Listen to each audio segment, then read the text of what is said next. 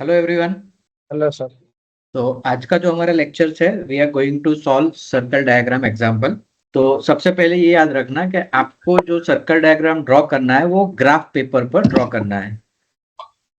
ठीक है, और ग्राफ पेपर को आप इस तरह से रखोगे, नहीं कि इस तरह से। अगर इस तरह से ड्रॉ करने जाओगे तो ड्रॉ नहीं हो पाएगा और आपकी जो करंट, खास करके आपका जो शॉर्ट सर्किट करंट होगा वो बाहर निकल जाएगा। तो आपको आपका जो ग्राफ पेपर है वो लैंडस्केप मोड जिसको कहते हैं, ठीक है, जिसको हॉरिजॉन्टल एक्सिस, इस तरह से आपको आपका ग्राफ पेपर रखना है। ठीक है, हम लोग सभी को पता है अगर if you want to draw the circle diagram के लिए आपको आपके पास दो डेटा कंपलसरी होने चाहिए। आप लोग सब स्टेटमेंट लिखोगे। आपका जो ग्राफ पेपर है उसके पीछे के पार्ट पे आप लिख सकते हो। ओके, मैं फिर से बोल रहा हूँ, हमें ड्रॉ करना है, we have to draw the circle diagram. Circle diagram जब भी आपको ड्रॉ करना होगा आपको चाहिए नो लोड डेटा और आपको चाहिए ब्लॉक रोटर टेस्ट डेटा। मतलब कि आपने नो लोड टेस्ट कितने वोल्टेज पर की है और आपने ब्लॉक रोटर टेस्ट कितने वोल्टेज पर की है। उसके साथ साथ नो लोड में आपका करंट का रीडिंग कितना था, नो लोड में आपका पावर का रीडिंग कितना था। याद रखिए इन सम केसेस वो लोग पावर की जगह पे आपको यहाँ पे पावर फैक्टर भी दे सकते हैं। या तो आपको पावर दिया होगा या तो आपको डायरेक्टली पावर फैक्टर कैलकुलेट करके दिया गया होगा। उसके अलावा या तो आपको रोटर कॉपर लॉस दे दिया गया होगा कि आपका रोटर कॉपर लॉस और स्टेटर कॉपर लॉस का रेशियो कितना है वो आपको शायद दे दिया गया होगा, या कई केस में आपको स्टेटर रेजिस्टेंस की वैल्यू दी गई होगी और आपको कॉपर लॉस कैलकुलेट करना होगा। तो ये हमारा स्टेटमेंट होगा, we have to draw the circle diagram, और जितने भी नेसेसरी पैरामीटर्स है आपको यहाँ पे कैलकुलेट करने हैं। एग्जाम में हो सकता है आपको कोई 2 पैरामीटर कैलकुलेट करने दिए हो, कोई 5 पैरामीटर करने दिए हो, depends on the marking weightage कितना है। चलिए, तो हमने जो लास्ट लेक्चर में किया था सबसे पहले वो करते हैं, जितने भी स्टेप्स थे उसके अंदर जो जो कैलकुलेशन थे वो पहले हम यहाँ पे कंप्लीट करते हैं। जैसे कि हम लोग सब जानते हैं power is equal to √3 VL/IL cos phi. उस पे से हम फाई को कैलकुलेट कर सकते हैं। तो हमारा फाई का इक्वेशन हो गया that is equal to cos inverse of W0 divide by √3 V0I0। तो अब इस केस में हमको सबसे पहले कैलकुलेट करना होगा फाई जीरो। तो आप लोगों के पास कैलकुलेटर होना चाहिए। W0 की वैल्यू आप कितनी रखोगे, 350। V0 मतलब के नो लोड वोल्टेज आपको दिया गया है that is 200 volt and no load current आपको दिया गया है 5 एम्पियर। तो आप लोगों को अब मुझे बताना है कि आपका एंगल कितना आ रहा है। Cos inverse of W0 divide by √3 V0I0, आपको वैल्यू दी गई हुई है W0 that is equal to 350, V0 that is no load voltage that is 200 volt and no load current that is equal to 5 ampere. चलो कौन बताएगा angle कितना आ रहा है, 50। 78.34। Okay, very good. 50 जो होगा दैट इज इक्वल टू 78.34 या 78.15, दैट इज ओके। आप लोग पॉइंट के बाद तक की एक्यूरेसी तो एंगल में नहीं रखोगे, अल्टीमेटली और angle will be equal to 78.15। चलिए अब बात करते हैं लेटेस्ट से phi S is equal to cos inverse of WS divide by √3 VS/IS। अब WS हमको दिया गया है that is equal to 1700 √3 short circuit के वक्त, मतलब के lock rotor case, not short circuit, lock rotor. आपने कितना वोल्टेज दिया, you have given the 100 volt और कितना करंट पे आपने रीडिंग लिया that is equal to 26 ampere. तो अब इस केस में आपका एंगल कितना होगा, WS is equal to 1700, VS is equal to 100 and IS is equal to 26 ampere. तो हमें कितना एंगल मिलेगा, 67.82। Okay, 67.82 degree. सो ये हमारा 67.82 डिग्री, ठीक है।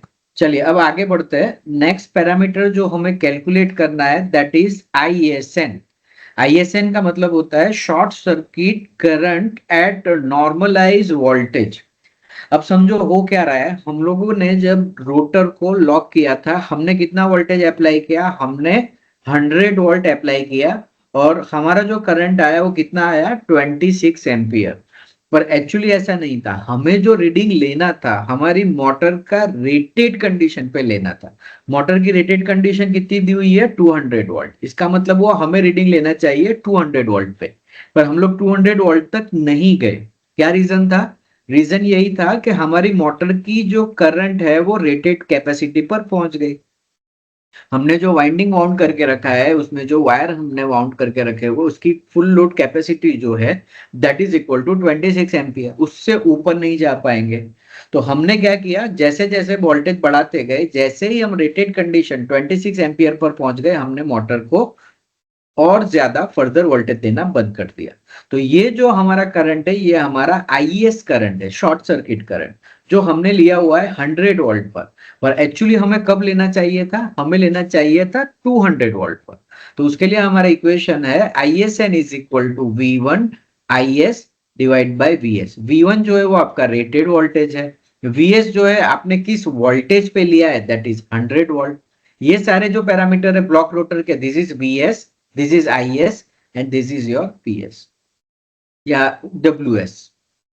ठीक है, तो अब हमारा जो ISN होता है, मतलब अगर हमने 200 वोल्ट दिया होता तो मोटर कितना करंट लेती, मोटर करंट लेती 52 एम्पियर। तो हमें यहाँ पे कैलकुलेट करना होगा और हमारा आंसर आ जाएगा 52 एम्पियर। कैसे किया, मैंने यहाँ पे नो लोड वोल्टेज या रेटेड वोल्टेज 200 रख दिया, ब्लॉक रोटर वोल्टेज 100 रख दिया और IS जो है दैट इज इक्वल टू 26 रख दिया।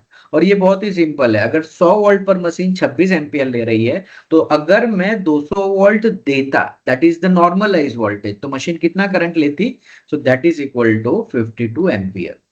सो हमें ISN कैलकुलेट करना है। और लास्ट केस जो हमें और एक कैलकुलेशन करना है दैट इज WSN। मतलब अगर हमारा करंट 52 एम्पियर है और हमारा वोल्टेज भी 200 वोल्ट होता तो हमारा पावर कितना होता, 52 इंटू 200 वोल्ट के हिसाब से होता। सो इसका मतलब है हमारा पावर जो है, हमें पावर इस इक्वेशन से कैलकुलेट करेंगे। शॉर्ट सर्किट वोल्टेज, ये सॉरी यहाँ पे ये है कैलकुलेट शॉर्ट सर्किट पावर, ये पावर है वोल्टेज नहीं है विथ। सो यहाँ पे आपको क्या करना होगा, WS, WS आपका कितना होगा 1700, WS कितना होगा 1700। नो लोड वोल्टेज कितना है that is 200 volt and VS कितना है आपका, VS है आपका 100 वोल्ट। तो अब इसका आंसर क्या आ जाएगा, 1700 watt multiply with no load voltage divide by your short circuit voltage. Short circuit voltage है 100, नो लोड वोल्टेज है आपका 200 और WS है आपका 1700। अब आपको कैलकुलेट करना है WSN और मुझे बताना है कि WSN सर इतना आ रहा है 6800। वेरी गुड, 6800 वॉट सबका आ रहा है ना।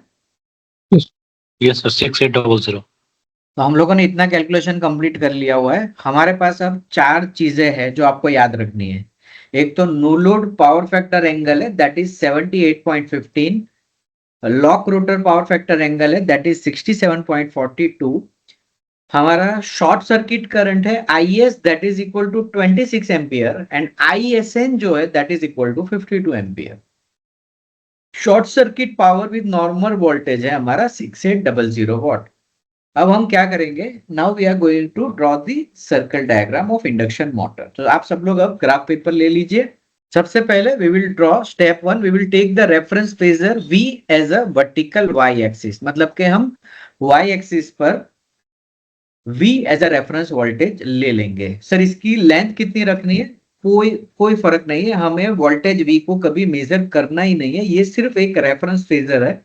तो इसकी लेंथ आप जितनी आप चाहो उतनी रख सकते हो। तो आप लोग क्या करोगे, जितनी आपके ग्राफ पेपर में पॉसिबल हाइट है वहां तक इसे ड्रॉ कर लीजिए। Take reference phasor V as a vertical Y axis and draw X axis. तो एक X एक्सिस आप ड्रॉ कर लोगे। Okay, in the next step जैसे ही आप ये कंप्लीट करोगे, now we will take the no load test data and block rotor test data हमारे पास अवेलेबल है, मतलब हमने कैलकुलेट करके रखा हुआ है। From the no load test we have to calculate 50 and from the block rotor test we have to calculate 5S। जो हमने दोनों को कैलकुलेट करके रखा हुआ है। एक की वैल्यू हमारी आई थी 78.35 या 15 किसी की, और दूसरे जो हमारा रीडिंग था वो 67.82 या 42। Now next step, that is we have to draw the vector I0 lagging voltage by an angle phi 0. Okay, this is line O or dash as shown in figure.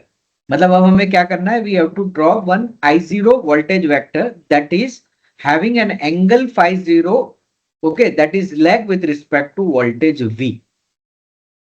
अब वो करने से पहले हमें डिसीजन लेना होगा कि हमें करंट का स्केल कितना रखना है। तो हमें करंट का स्केल रखेंगे, ये हमारी चॉइस है, that is 1 centimetre equal to 2.5 ampere.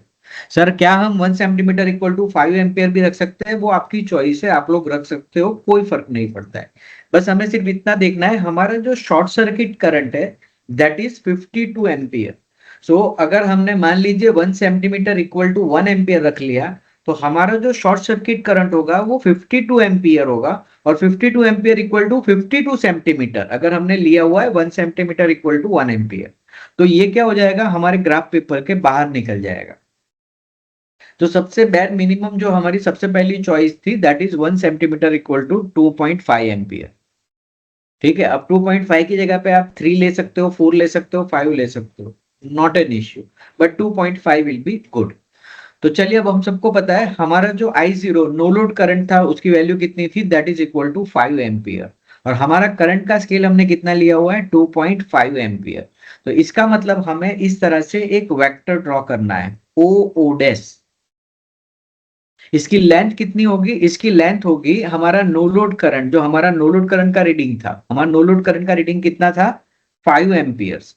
सो इसका मतलब हुआ इसकी लेंथ होनी चाहिए, इस नो लोड वेक्टर की लेंथ होनी चाहिए 5 एम्पियर।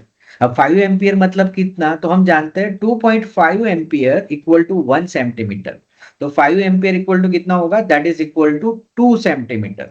तो अब आपका ये जो वेक्टर है उसकी लेंथ कितनी होनी चाहिए, the length of this vector should be 2 centimetre. इस वेक्टर की लेंथ जो होगी that is equal to 2 centimetre. और सर ये एंगल मुझे कितना रखना है, this angle should be equal to 50, जो हमने कैलकुलेट करके रखा था दैट इज 78.15। तो अब आप लोगों को ये ड्रॉ करना है वेक्टर विथ एंगल 78.15 और लेंथ होगी इसकी 2 सेंटीमीटर। याद रखना आपको V से एंगल मेजर करना है, मतलब V 0 डिग्री से आपको मेजर करना स्टार्ट करना है, और यहां से लेके यहां तक एंगल, ये एंगल आपका होगा 50। एक्स एक्सिस से मेजरमेंट नहीं करना है, वाई एक्सिस पर 0 डिग्री है, वहां से आपको मेजर करना स्टार्ट करना है 78.15 डिग्री। आप सभी को ये ड्रॉ करना है, जैसे ही आपका ड्रॉ हो जाए आप लोग मुझे बताइए कि सर हमने ड्रॉ कर लिया है, तो उसके बाद काम स्टेप आगे बढ़ेंगे। ठीक है, done sir. Done sir. Okay चलिए, now we will proceed further. In the next step, we have to draw the horizontal line O-D passing through point O- and parallel to x-axis. इसका मतलब हुआ now I have to draw the one parallel line. यहां से मुझे एक straight line draw करनी होगी that is parallel to my x-axis. तो इस तरह से मैं एक parallel लाइन ड्रॉ करूंगा that is ultimately parallel to my x-axis. Sir इसकी लेंथ कितनी रखनी है, इसकी लेंथ आपके लिए कोई कंस्ट्रेंट नहीं है, आप जितनी चाहो उतनी उसको लंबा सकते हो, ऐसा कोई रिस्ट्रिक्शन नहीं है, उसका कोई सिग्निफिकेंस नहीं है। और उसी के साथ हमारा जो नेक्स्ट स्टेप होगा, we have to draw ISN with angle phi S that is let's okay with voltage vector V। तो अब मुझे जो ड्रॉ करना है दैट इज ISN। मैं आपको याद करा दूं, ISN हमने कैलकुलेट किया था, जो आया था 52 एम्पियर। ISN जो था मेरा 52 एम्पियर। 52 एम्पियर का मतलब हुआ 1 सेंटीमीटर इक्वल टू 2.5 एम्पियर। सो अगर मैं 52 एम्पियर को अगर 2.5 से डिवाइड कर रहा हूं तो वो आ रहा है 20.8 सेंटीमीटर। इसका मतलब हुआ मेरा ISN जो करंट है उसकी लेंथ होगी 20.8, और जो हमारा फाइएस हमने जो कैलकुलेट किया था दैट इज 67.8। तो इसका मतलब हुआ मुझे ये जो वेक्टर जो भी आप लोगों को दिख रहा है, ओ ए वेक्टर जो आपको दिख रहा है उसकी लेंथ होगी दैट इज इक्वल टू 20.8, और उसका एंगल जो होगा सर, उसका एंगल होगा फाई एस, दैट इज 67.8। 67.8 मतलब आप इसको 68 ही गिन सकते हो।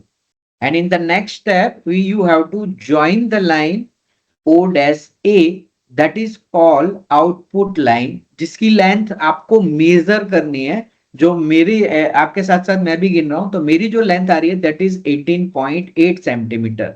इसका मतलब ये जो O dash A लाइन है, इसकी लेंथ आ रही है that is equal to 18.8 centimetre. इतने स्टेप्स कंप्लीट करो, step number 4 and step number 5। Done sir. Done, sir. Okay, सबका हो गया? Done sir. ओके, ये जो ओडेस ए लाइन है उसको आपको लिख देना है, that is my output line. चलिए next step, we have to draw the perpendicular bisector of line odes a, that is called output line, such that the bisector meets O dash D line at point C, which is the center of circle।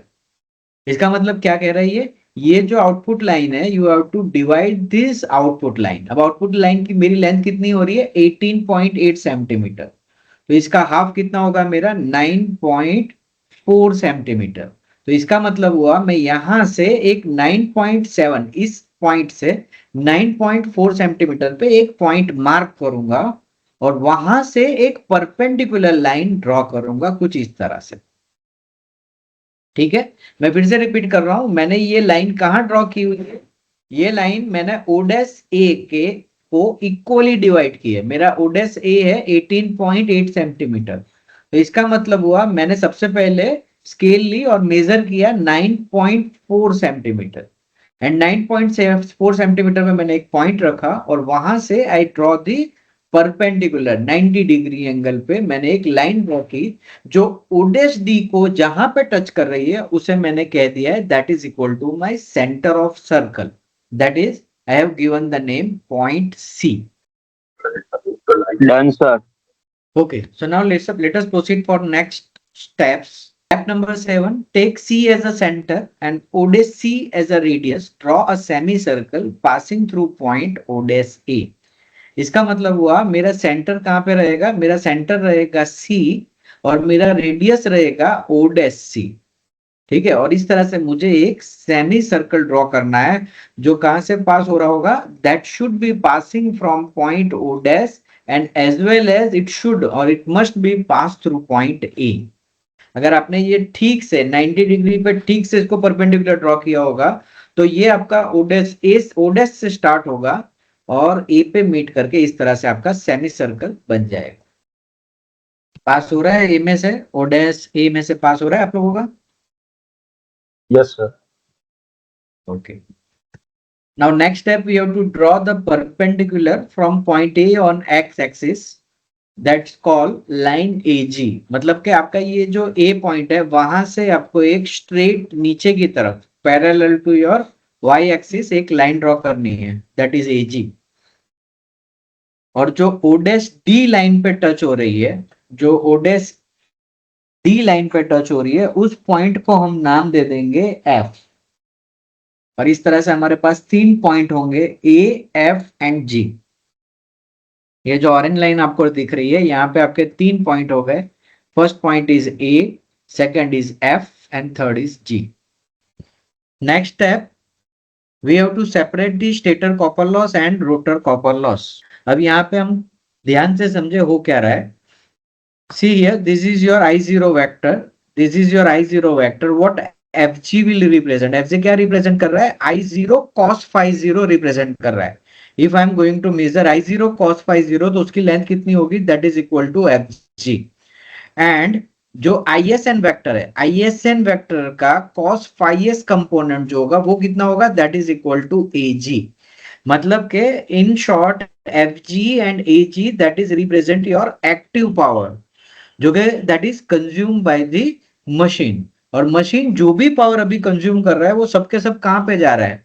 घूम तो रहा नहीं है, mechanical losses है नहीं, क्योंकि ये जो पॉइंट है, this point is actually we have measure for block rotor test. मतलब कि रोटर घूम नहीं रहा है और आपका रोटर जो है वो अभी स्टेडी कंडीशन में है। तो इस केस में your ISN, active component of ISN, that will represent your losses. इसका मतलब हुआ हमारा जो AF कंपोनेंट है that will represent the sum of stator copper loss and sum of rotor copper loss. अब हमको जो कि दिया गया है कि stator copper loss and rotor copper loss जो है वो दोनों कैसा हुआ है, हमारे केस में कैसा है, सेम है, इक्वल है, हमें स्टेटमेंट में दिया है। पर हो सकता है in some cases they have not given our directly ratio, sometimes they wants you to calculate that losses। अभी फिलहाल हमको दिया गया हुआ है stator copper loss and rotor copper loss are equal. इसका मतलब हमें क्या करना है, ये जो AF है, AF की जो भी लेंथ है उसको हमें एग्जैक्टली डिवाइड कर देना है और वहां पे जो पॉइंट मिलेगा उसको नाम दे देना है that is equal to E। लेकिन हो सकता है in some of the cases आप लोगों को स्टेटर कॉपर लॉस इस तरह से रेशियो में ना दिया गया हो, instead of that they have given the stator resistance. In that case, you have to calculate the stator copper loss, you have to calculate the rotor copper loss, and after that you have to calculate the ratio। तो चलिए अब हमारे case में अगर हम बात करें तो हमारा जो AE आ रहा है that is for my case the length of the length of AF is 8 centimetre. Length of AF 4 centimetre है, इसका मतलब हुआ 4 सेंटीमीटर पे मैं एक पॉइंट ड्रॉ कर दूंगा that is equal to E। और ये पॉइंट को मैं मुझे दिया गया हुआ है ratio of AE and EF is same, so इसका मतलब हुआ ये मेरा E पॉइंट हो गया है। ये E पॉइंट मैंने कहां पे रखा हुआ है, ऊपर से, यहां से 4 सेंटीमीटर एंड यहां से 4 सेंटीमीटर। क्यों? क्योंकि मेरी AF की लेंथ आई हुई है 8 सेंटीमीटर और मैं अब ये दोनों लाइन को जोड़ दूंगा जिसको हम लोग कहते हैं टॉर्क लाइन। सो ये लाइन जो अभी मैंने जोड़ी है आपकी, वो लाइन कहलाएगी torque line, O dash E। चलिए इतना कंप्लीट कीजिए। Done sir. यहाँ पे लिख देना स्टेटर कॉपर लॉस और ये O डैश E लाइन है, इस लाइन को हम नाम दे देंगे दिस इज टॉर्क लाइन और जो O डैश A है उसको हमने नाम दिया था output line. Now we have to calculate the. हाँ बोलिए। ये पॉइंट F और पॉइंट G है वो नो लोड मतलब लॉस है? नहीं, नो लोड लॉस A से G नहीं है, F2G जो है वो नो लोड लॉस है, FG। हाँ यस यस FG। FG जो है वो नो लोड है, नो लोड लॉस है। और I0 cos phi 0 क्या है, हम लोग सब जानते हैं, I cos phi active component, I sin phi reactive component. So active component सारा का सारा अभी कहां जा रहा है, नो लोड लॉस में जा रहा है। तो ये हो गया आपका FG, हो गया आपका नो लोड लॉस। AE जो हो गया वो आपका rotor copper loss and EF हो गया वो आपका stator copper loss. Now next step that we have to calculate the power scale. अब हमको पावर स्केल कैलकुलेट करना है। सो पावर स्केल होगा we have to measure the length of AG। अभी मैंने AG की लेंथ आपको मेजर करनी है। मेरी जो AG की लेंथ आ रही है, मैं यहाँ पे थोड़ा सा चेंज कर रहा हूँ क्योंकि मेरी AG की जो लेंथ आई है दैट इज 8.5 सेंटीमीटर आई हुई है। लेट मी चेक, यस, मेरी जो AG की लेंथ आई है दैट इज 8.5 सेंटीमीटर। और चलिए एक मिनट। तो फर्स्ट ऑफ ऑल आपको क्या करना है, you have to measure the length of AG। Okay, मेरी जो आई है that is equal to 8.5 centimetre. In the next step हमको शॉर्ट सर्किट वोल्टेज भी, short circuit power with normal voltage जो हमने ऑलरेडी कैलकुलेट कर रखा हुआ है दैट इज WSN, जो हमारा कितना है 6800 वाट। मतलब आप समझिए AG क्या रिप्रेजेंट कर रहा है, AG हमारा पावर लॉस रिप्रेजेंट कर रहा है जो कि कितना है, हमने मेजर किया हुआ है दैट इज 6800 वाट। इसका मतलब हुआ AG इक्वल टू 6800 वाट और उसकी लेंथ कितनी है that is equal to 8.5 centimetre. तो इसका मतलब हुआ मेरा पावर स्केल कितना हो जाएगा, तो मेरा पावर स्केल हो जाएगा that is 6800 that is equal to how much centimeter? So let us say 6800 that is equal to 8.5 centimetre. तो अब अगर मुझे 1 सेंटीमीटर के लिए कैलकुलेट करना होगा तो मुझे मिलेगा 6800 डिवाइड बाय 8.5। तो इसका मतलब मुझे मिला 800 वॉट पर सेंटीमीटर। ये हो गया मेरा पावर स्केल, 800 वॉट पर सेंटीमीटर। ये हो गया मेरा पावर स्केल। इसका मतलब जहां जहां आप मुझे 1 सेंटीमीटर कहीं पर मेजरमेंट मिलेगा पावर एक्सिस में, जितने भी वर्टिकल वाई एक्सिस है जो हमारी पावर एक्सिस हो गई, वहां पे मुझे जितने भी कंपोनेंट मिलेंगे वो सब में मुझे जो मेजर करना होगा, तो आई विल टेक 800 वॉट पर सेंटीमीटर। इसका मतलब अगर कोई मुझे पूछ रहा है कि सर आपका स्टेटर कॉपर लॉस यहां पर या रोटर कॉपर लॉस आपका कितना हो रहा है at slip is equal to 1 block rotor case में, तो अगर कोई मुझे पूछ रहा है कि भाई कितना हो रहा है, तो मैं यहाँ पे लेंथ मेजर करूंगा ए। मुझे ए की लेंथ मिल रही है लेटेस्ट से 4 सेंटीमीटर, और मैं जानता हूं 1 सेंटीमीटर इक्वल टू 800 वोल्ट, तो 4 सेंटीमीटर इक्वल टू 3200 वॉट। ठीक है, सो ये सब आपको नहीं लिखना है, आप जस्ट एजी की लेंथ कैलकुलेट करो और आप भी देख लो कि आप लोगों का भी पावर स्केल इतना ही आ रहा है या नहीं। Measure the length of AG and calculate the power scale. आ रहा है सबका? Okay. Now we have to calculate the full load point on circle diagram. इसका मतलब हुआ सबसे पहले मुझे फुल लोड कैलकुलेट करना है। हमारी जो मोटर थी जो हम लोगों ने ली थी that is 5 HP। So 5 HP equal to 5 HP equal to 746 1 HP equal to 746 watt. So 5 HP equal to 3730 watt. So मेरा फुल लोड आउटपुट कितना होगा, दैट इज 3730 वॉट। मैं फिर से एक बार कैलकुलेट करके आपको बता रहा हूँ। Full load point on circle diagram, I want to draw the full load point on circle diagram. ठीक है, my motor is 5 HP, so I am multiplying 5 HP with 746, so that is equal to 3730 watt। ये हो गया मेरा full load output. मेरा machine कितना output दे रहा है, 3730 वॉट। अब हो क्या रहा है, 1 centimetre equal to 800 watt, so 3730 watt is equal to how much. So वो आंसर मुझे मिल रहा है, that is equal to 4.6 centimetre. तो अब मैं क्या करूंगा, ए जो पॉइंट है वहां से एक लाइन को एक्सटेंड करूंगा ए डब्ल्यू। ठीक है, वर्टिकली मैं उस लाइन को एक्सटेंड करूंगा जिसकी लेंथ ए डब्ल्यू की लेंथ में कितनी रखूंगा, 4.6 सेंटीमीटर। ठीक है, तो ये जो ए डब्ल्यू है अभी आपको जो दिख रहा है उसकी लेंथ 4.6 सेंटीमीटर होगी, और मुझे अभी भी full load point circle diagram पर चाहिए। तो मैं क्या करूंगा, इसकी पैरेलल लाइन ड्रॉ करूंगा। किसको पैरेलल होगी, वो मेरी आउटपुट लाइन को एक पैरेलल लाइन ड्रॉ करूंगा जो सर्कल पे जहां पे कट करेगा उसको मैं नाम दूंगा पॉइंट एल। ठीक है, मैं फिर से रिप्रेजेंट कर रहा हूं, A W that represent your full load point, मतलब कि इसकी लेंथ जो हमने कैलकुलेट की थी 4.6 centimetre. So A W is having a 4.6 centimetre length, और यहां से मैं लाइन ड्रॉ कर रहा हूं। ये लाइन किसके पैरेलल है, याद रखना, ये लाइन आउटपुट लाइन के पैरेलल है, आईएसएन के नहीं, आउटपुट लाइन के पैरेलल है, जो टच हो रहा है कहां पे, सर्कल पर, that is call as L. मैं फिर से लिख रहा हूं, ये लाइन जो है वो पैरेलल होनी चाहिए टू योर आउटपुट लाइन।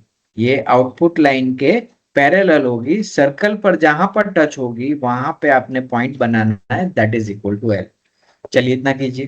किसी का पेंडिंग है यहां तक? No, sir. ओके, तो अब हम यहाँ पर एल पॉइंट पर आ चुके हैं। Now we have to join the line O L. तो ओ एल जो होगा that will represent your full load current. You have to join this line O L. मेरा जो ओ एल आ रहा है दैट इज 6.2। आप लोगों का कितना आ रहा है, 6.2 सेंटीमीटर। 6.2 मल्टीप्लाई विथ 2.5 सेंटीमीटर, हम करंट स्केल में कन्वर्ट करें, दैट इज 15.5 एम्पियर। सो मेरा जो करंट आ रहा है, my current is 15.5 ampere, and you have to draw the perpendicular on an x axis from point L point से आपको एक x axis पर perpendicular ड्रॉ करना है। you have to measure the length of OL, और जो भी length of OL है वो सेंटीमीटर में, और हम सब जानते हैं 1 सेंटीमीटर इक्वल टू 2.5 एम्पियर। तो अगर आप कन्वर्ट करोगे तो आपका 15 एम्पियर 16 एम्पियर तक का आपका करंट आना चाहिए। और आपको इस तरह से नेम दे देना है, आउटपुट लाइन को जो टच कर रहा है, आपकी जो परपेंडिकुलर लाइन है उसको आपको P, then Q, then R, and point is K। OL की लेंथ कितनी है आपकी, OL 6.4. ओके, तो 6.4 multiply with 2.5, that is your current. चलिए आगे बढ़ते हैं। Total motor input that is L K. अब आपको क्या करना है, you have to measure the length of L K. मेरा आ रहा है 5.6 centimetre. I will write down here, length of LK is 5.6 centimeter and 1 centimeter equal to 800 watt. So 5.6 into 800, that is 4480 watt. So this is equal to total motor input, that is equal to 4480 watt. Fix loss जो है that is equal to R K. तो अब आपको are के major करना है, या तो आप आर के मेजर करो या तो आप एफ जी मेजर करो, बोथ आर सेम। मेरा आ रहा है 0.5 centimetre and 1 centimetre equal to 800 watt, so this is equal to 400 watt. आ रहा है सबका? Yes, sir. Next step, let us say we want to measure the stator copper loss at full load and rotor copper loss at full load. Remember this is S equal to 1। ये जो आपने rotor copper loss लिया था that is at stand still condition, जब आपने rotor को घूमने नहीं दिया था। दिस पॉइंट, ये जो एक्सिस है ये that is your slip at full load. ये आपकी एसएफएल पर आपकी वैल्यूज है। सो इसका मतलब हुआ अगर एई जो है, if A E represent your rotor copper loss at stand still, then P Q, this PQ will represent your rotor copper loss and QR that will represent your stator copper loss. So अब आपको करना क्या है, इन लोगों की length major करनी है कि PQ कितना है और QR कितना है एट फुल लोड। कितना आ रहा है PQ? 0.3. ओके, मेरा भी वही आ रहा है, PQ 0.3 सेंटीमीटर एंड QR वो भी 0.3 है. 0.3 आ रहा है QR। Okay, PQ and QR that is 0.3 centimeters. So 0.3 into 800, that is your stator copper loss and rotor copper loss. 240 watt. 240. Rotor output that is L into P. Remember ये जो आपकी line है, ये जो डार्क ब्लू लाइन है, इसके ऊपर जो है that is your output LP, that is your rotor output. So rotor output हम सबको पता है, ये जो AW है ये लेंथ एंड LP लेंथ ये आपकी सेम ही आएगी, that is 4.8। So that is your 4.8 centimetre, that is equal to 3730 watt. अब रोटर पावर या रोटर में जो इनपुट जा रहा है that is equal to LQ 5.1 centimetre. LQ is 5.1 centimetre, this is equal to 4080 watt, that is your rotor input power.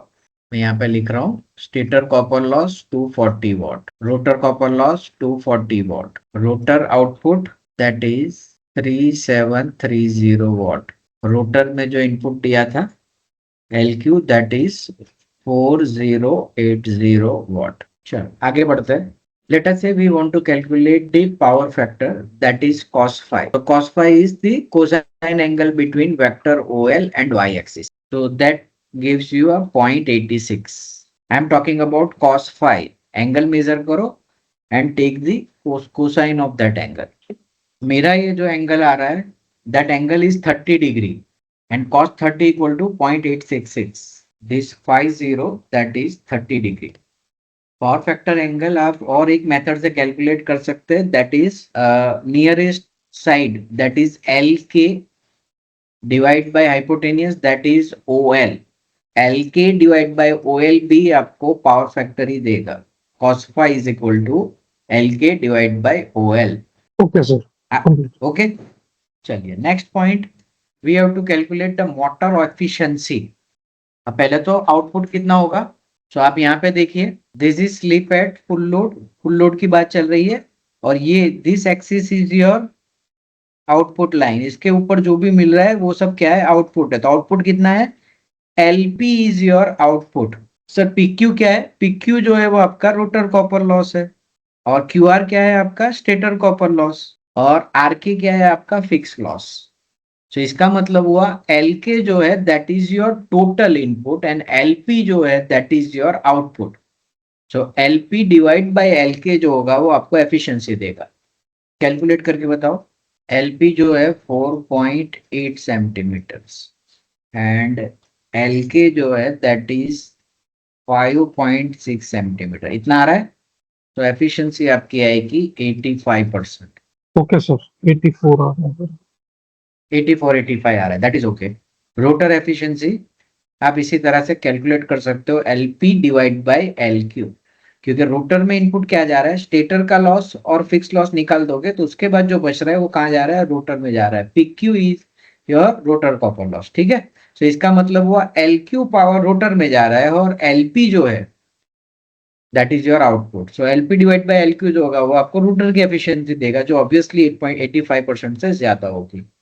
Sleep अगर आपको calculate करना है तो आप मेजर करो length of PQ and divide करो LQ को। तो स्लीप मुझे कैलकुलेट करके बताओ कितनी आ रही है। आ रही है स्लीप 5%, 0.05।